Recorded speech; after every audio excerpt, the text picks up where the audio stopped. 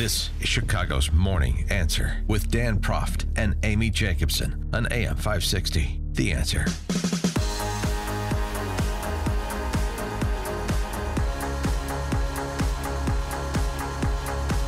Good morning, Dan and Amy. Dan Henninger in Wall Street Journal has a good piece today, The Politics of Pointlessness, about all the furor over the last 4 days.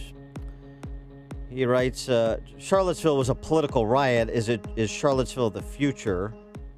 Street protest has become politics du jour. Groups form constantly in the streets to chant slogans. America's campuses live amid perpetual protest. As the argument goes, these behavioral extremes have no relevance to or effect on the rest of our life. I'm not so sure.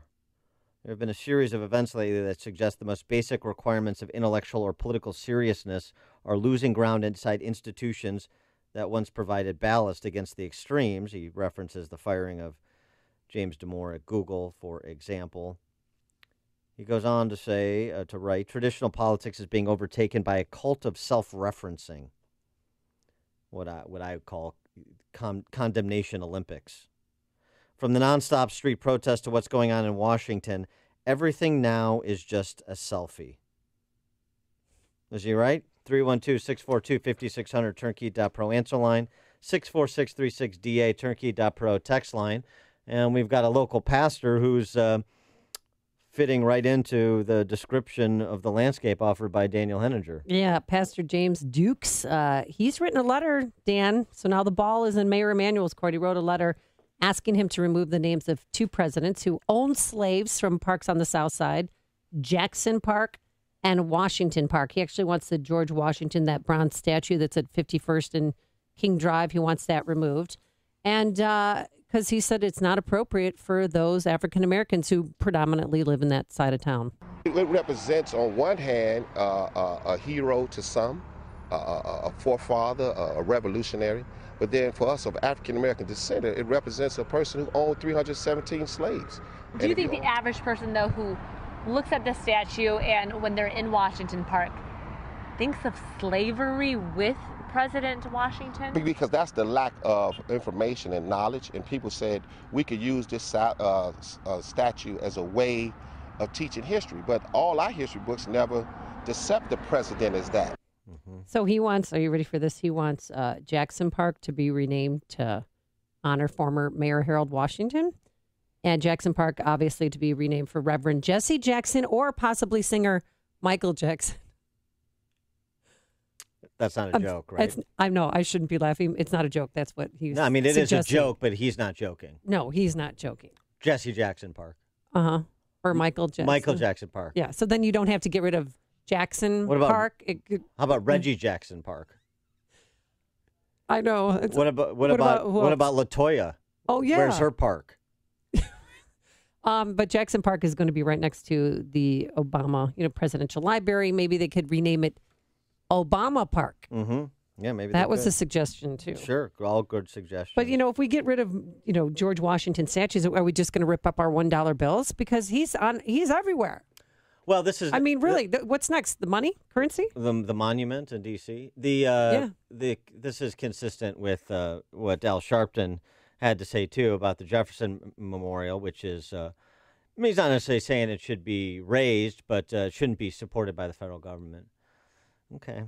And so this is where Tucker Carlson went on his show the other night, where he talked about essentially the idea is eradicate the history of the founders, relegate them to status of illegitimacy because of their transgressions of owning slaves, and there's no defense to that. And in so doing, you can then delegitimize the founding documents of this country that were authored by those individuals, right? Mm-hmm. And thus you can reshape American society because there'll be no constitutional parameters for conduct. There'll be no reference points. We just start afresh at date certain in 2017 or 2018 or whatever date that the mob sets to remake America in their image. under their rules, with their cultural dispositions. That's what Tucker Carlson argued. I don't think that point is out of bounds. I think that's a worthy discussion point. That generated a tweet or series of tweets from Bill Kristol at the Weekly Standard. We've had him on the show. Yeah. Kristol, neocon. But Tucker Carlson worked at the Weekly Standard for Kristol for 5 years, as he mentions in the clip I'm about to play. And Kristol suggested that first Tucker Carlson rationalized Trump, and then he rationalized slavery. And Tucker Carlson didn't take kindly to that characterization. Hysteria has supplanted rational debate, where the purpose of political argument is no longer to explain your beliefs, but to highlight what a morally upstanding person you are, what a virtuous guy you are, usually by contrast with your opponent, who is, by definition, evil. It's childish, obviously, but for many people, it's pretty tempting. Even 64-year-old men with Harvard degrees fall for it, apparently. But part of the problem is also the medium. 20 years ago, when Bill Kristol had something to say, he had a magazine to say it in. He talked through ideas with his friends, then he spent hours writing a piece that explained ideas precisely. There was thinking involved in the process. Now he just goes on Twitter, and he stays on Twitter all day, every day, dashing off little thoughts and impressions, scoring tiny little points against strangers in cyberspace, keeping obsessive track of his likes and retweets. At an age when he could be playing with his grandchildren, Kristol is glued to social media like a slot machine junkie in Reno. And after a while, of course, that distorts you. When you disagree with someone, it doesn't occur to you to pick up the phone and hash it out. You tweet it, hoping for retweets. It's depressing as hell. Kristol isn't the only one who does this, obviously. Washington is littered with formerly impressive people who now just shout and preen on social media. But I hate to see it with him. Yeah. That was an awesome takedown. It was pretty good. That was spectacular. And it wasn't just colorful, it's on point. It's tweeting, not making arguments. It's virtue signaling, not making arguments. It's condemnation Olympics. I'm more anti-racist than you are. Yeah. You think you're anti-racist? You think you're anti-bigotry? No, I'm 10 times more of an anti-bigot than you are. And I know Diamond and Silk didn't see, they were fine that Trump's attorney tweeted out a picture, saying, I'm not a racist. Look, I have black friends. I think that's not what Michael Cohen said. That's not what he said. Well, he so put a picture of himself with only African Americans. And he said that he's not a racist, and then put a picture. I just think that's, I would never. Well, I don't do that. Yeah, the black friends thing is not a strong argument, and it's plaintiff, unnecessarily plaintiff. I agree, but there's something he's saying there, though. People don't make arguments to explain a position; they just virtue signal to tell you how great they are, and they're greater than the person also virtually signaling. And oh, by the way, if you're not part of the virtue signaling crowd, then you're part of the condemnation group, or the group that's being condemned. And this is where you get Mitt Romney and other Republicans, immediately surrendering in the face of the mob. Consume me last. That's essentially what they're arguing. And we have it at the local level, too.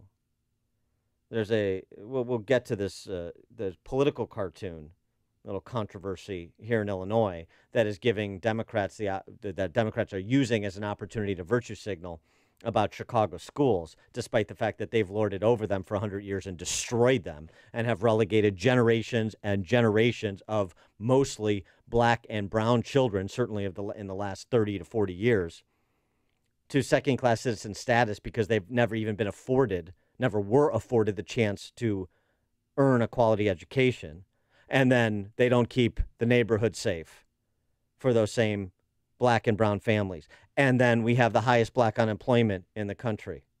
And what do we get from the Democrat pals in charge? Virtue signaling about a political cartoon. And what do we get from surrender Republicans in Springfield? Piling on. Not a lot, but some. Pathetic. Pansies. The people that Tucker Carlson is talking about, including, to some extent, what Bill Kristol has apparently become, thank God they weren't around at the time of Washington. We would still be paying fealty to the crown. Deborah in Palatine, you're on Chicago's Morning Answer. Yeah, I think if you ask the general public, particularly young people, for any historical facts or, things that happened in the past, they wouldn't even know, they don't know their history. And so they're just like sheep. They jump on a bandwagon because it's Twitter or Facebook, but they don't really even know their history because they're not even taught anything anymore. Everything's a selfie, like Henninger said. Everything's a selfie. I just want to be recorded as having been with the, this crowd, mob in some cases. Thanks for the call, Deborah. Isn't that true? Oh, yeah. I mean, there obviously are independent thinkers out there, and there are people that are willing to stand against the zeitgeist if they disagree with it. Great. Is that the majority? Is that even a significant plurality anymore? Listen to Jordan Peterson. Look, you don't need to send Peyton and Eli to college. Just have them watch all of Jordan Peterson's YouTube videos. Okay. This guy is really one. He just kind of burst on the scene, and I'm sure not in academic circles, but to my knowledge, in the last couple of years, since the whole banning the use of certain pronouns, criminalizing pronouns in Canada flap started. That has now, of course, made its way to California. But he is excellent. He's a psychology professor at University of Toronto.